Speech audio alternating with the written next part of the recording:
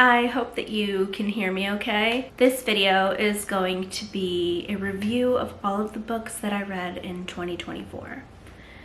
I know that I feel like I'm a little bit late in uploading this video. I wanted to do this on my last day of Vlogmas, but I needed some time to kind of reflect and go over the reviews that I left. If you don't follow me on Storygraph, I'll have that linked below. I also have a Depop and a Pango account that I will be referencing as I go through these books, because I do sell some of the books that I don't end up keeping.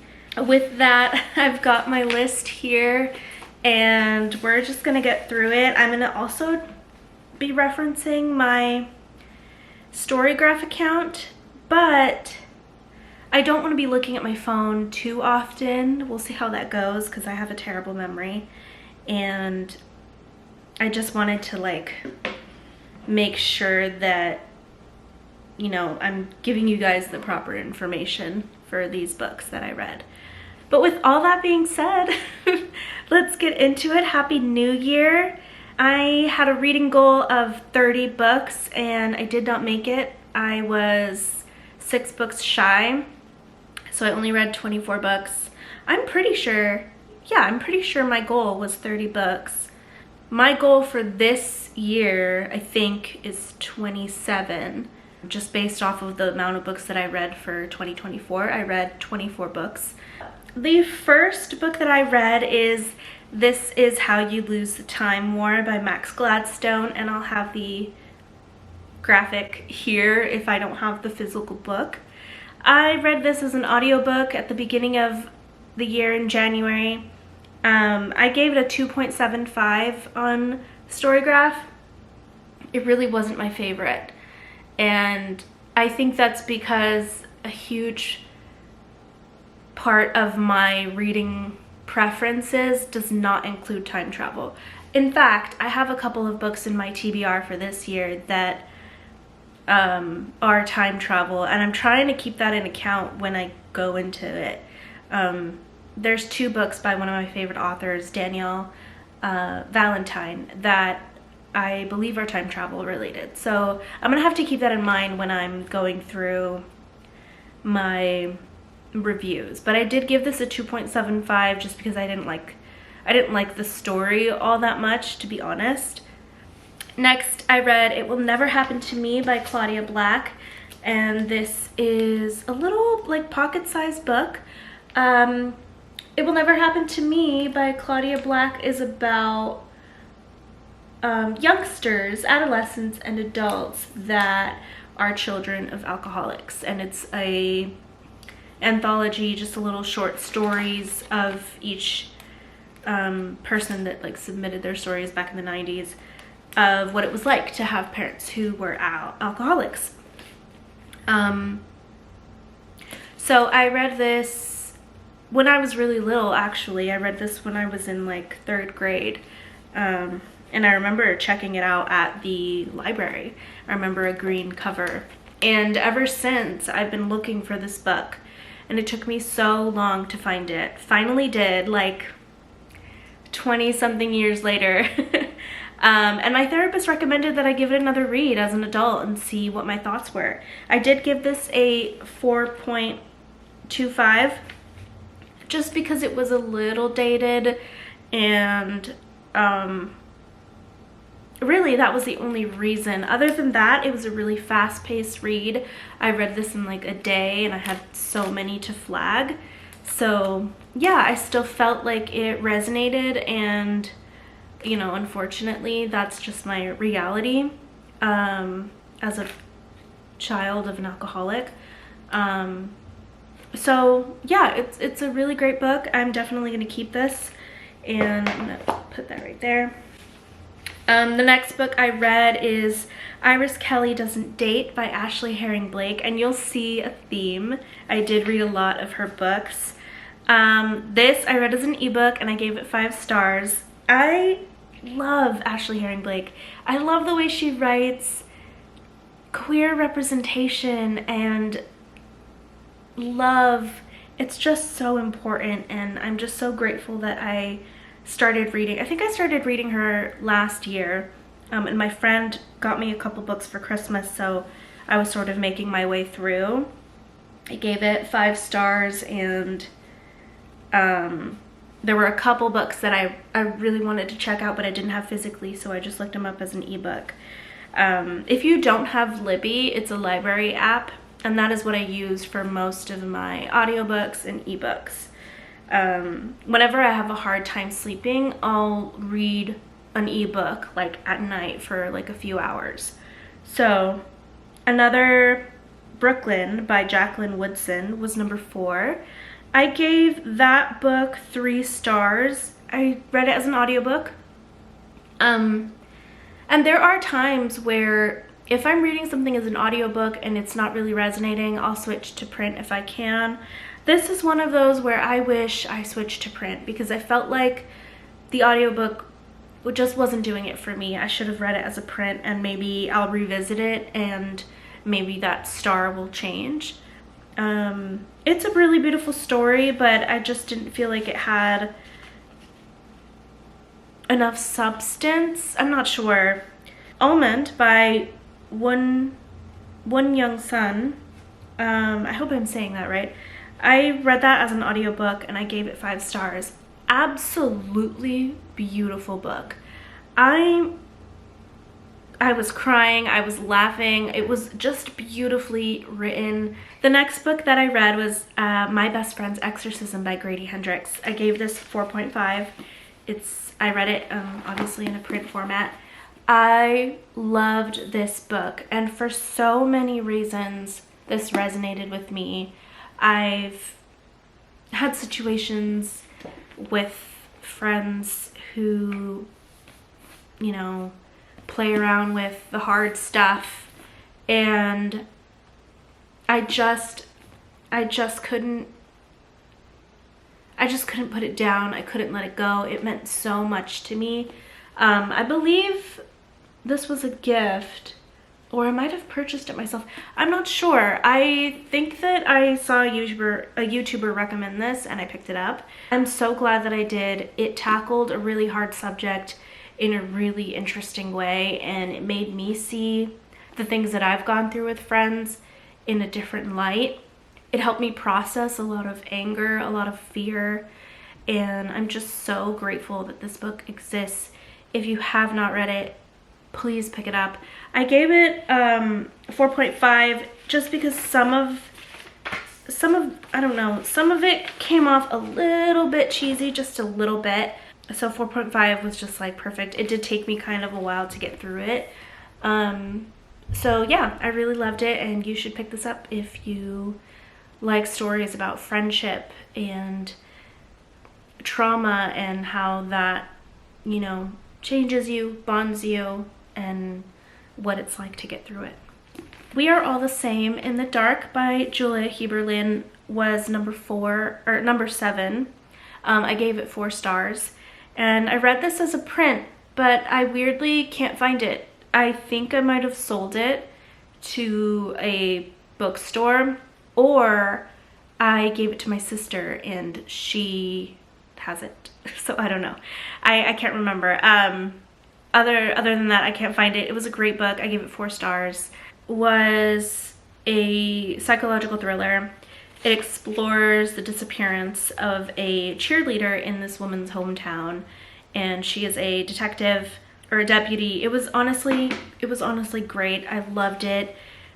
I gave it 4 stars, and when I find it, I would like to reread it. It was just so beautifully written, the way that this character is going through her own trauma from her past and how she overcomes that and keeps pushing to find this girl. I just thought was beautiful. Despite her own issues with her hometown, with her family, she just keeps going.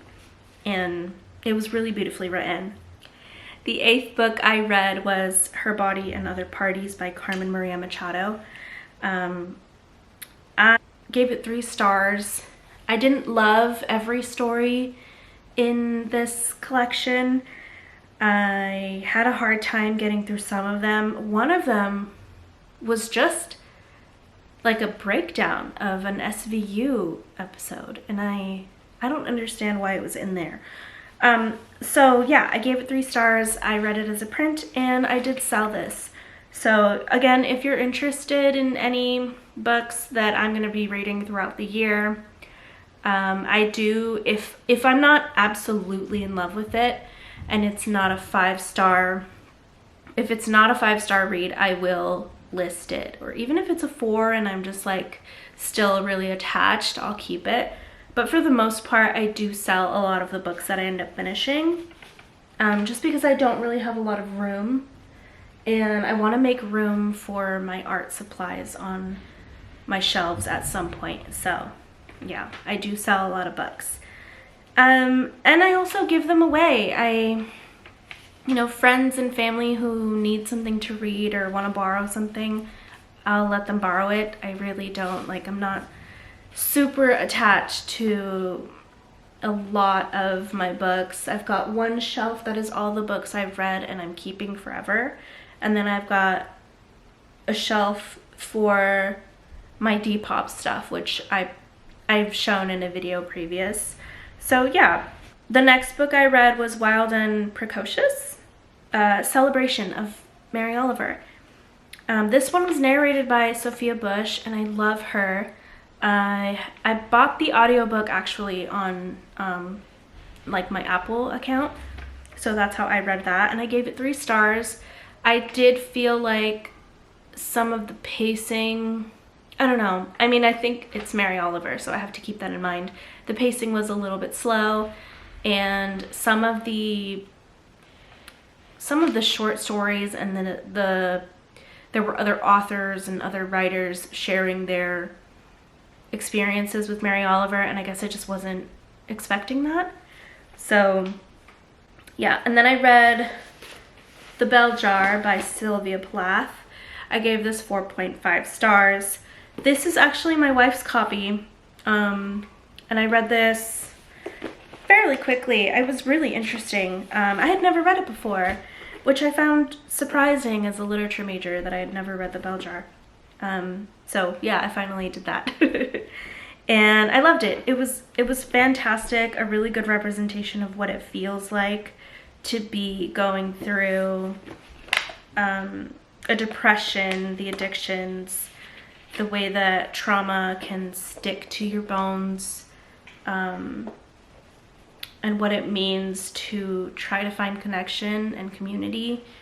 This was really great, and I could sense that this character really felt like she didn't fit in anywhere. So having that really like represented well. I mean, it's Sylvia Plath. I don't know what I'm like, as if she needs any more praise. Like, it's a beautiful book. If for some reason you haven't read it, pick it up. After that, I read Check and Mate by Ali Hazelwood. I read this as a print, and I gave it 4.25 stars. It was a bit cheesy. It's a cheesy, you really had to go into it knowing about chess, because a lot of it was about chess, and I don't. So I don't know, I just felt like that could have been explained a little bit better. Make the reader feel more included. So yeah, that was the 11th book that I read. The 12th book that I read is called Lessons from a Dead Girl by Jo Knowles. I gave this 4.25 stars, and I did sell this book. I do want to get a different copy with a different cover, just because this is the cover that I read, and if I can't find it, then that's fine. But I loved this book. It was really fast. I read it in like one day, I think, in like a few hours. So yeah, that was Lessons from a Dead Girl by Jo Knowles. Then I read That Weekend by Kara Thomas, and this book is great.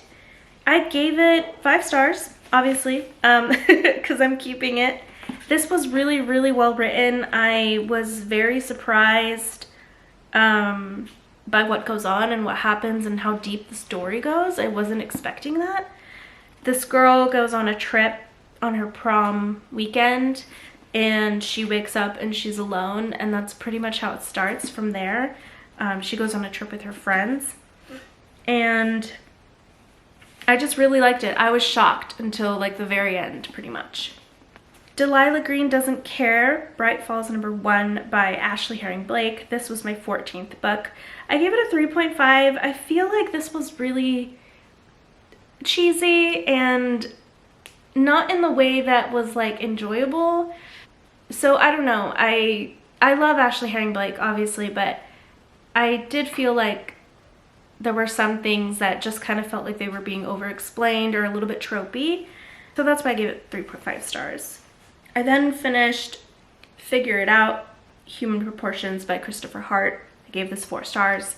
It's a really thin workbook for artists, and I gave it 4 stars, but honestly, I mean, it was perfectly fine. It's very elementary, very beginner, and I kind of feel like I'm past that phase as an artist, so I am selling this book if anybody is interested. I then read Mother May I by Jocelyn Jackson, and I gave this 4 stars. I really liked this book. It was not at all what I was expecting. It's a kidnapping story, and I didn't expect the mom to have the amount of edge that she did the way that the story first started. She's basically channeling her inner alter ego to make it through and find her kid. And the reasoning for the kidnapping just really surprised me. So if you are looking for a thriller, something that will keep you questioning, this was really, really good. The Third Gilmore Girl by Kelly Bishop. I gave it 4 stars. This was my 17th book. I read it as an audiobook and I really enjoyed it. I got through this book so quickly.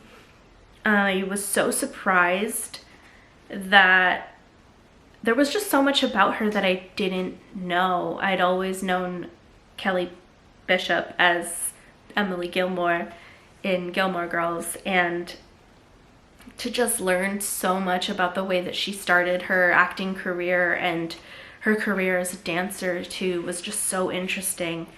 I think that honestly it deserves 5 stars. I don't normally rate memoirs anything lower than 5 because I try not to be too critical of other people's stories, but I did feel like the pacing sometimes was a little off, so that's why I gave it 4. The Bookshop of Yesterdays by Emmy Mayerson was my 18th read. I did not like this book. I gave this 2.75. I did not like it. It's just not for me.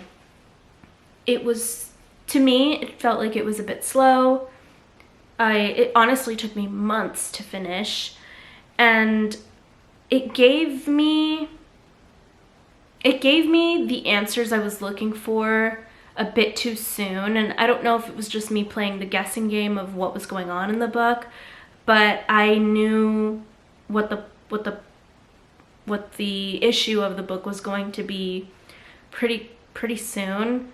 I guessed the ending right away, so once I got there I was like, oh man, now that I'm right, I have to keep going, and I don't really like the pacing of the book. I didn't really love the way that it was written. I didn't find the characters super lovable either, so yeah, I gave it 2.75, and I think that's my lowest score, my lowest rating. So I then read Mean Baby by Selma Blair. I started the physical book, but then I switched over to the audiobook, and I'm glad I did that.